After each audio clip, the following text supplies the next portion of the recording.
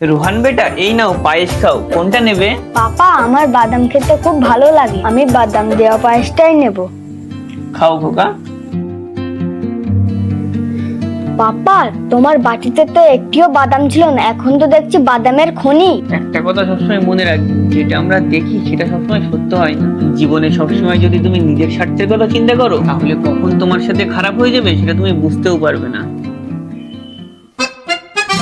চলে এসেছো রোহান, এই নাও পায়েস খাও। পাপা, আজকে যেই পায়েসের বাটিতে বাদাম দেখা যাচ্ছে না, আমি সেটা নেব। নিশ্চয়ই এই পায়েসের মধ্যে অনেক বাদাম লুকিয়ে আছে। পাপা, এর মধ্যে তো একটা বাদামও নেই। বেটা রোহান, আমাদের জীবন প্রতিদিন এক নতুন চাল চালে। তুমি যদি পুরনো এক্সপিরিয়েন্স নিয়ে বসে থাকো তাহলে হেরে যাবে। এই নাও খোকা পায়েস। পাপা, প্রত্যেকবার তো আমি আগে পায়েসের বাটি তুলে নিই, এবার তুমি নাও, যেটা পড়ে থাকবে সেটা আমি নেব। ঠিক আছে, আমি তাহলে বাদাম দিয়া পায়েসটা নিচ্ছি। পাপা, এর মধ্যে তো অনেকগুলো বাদাম।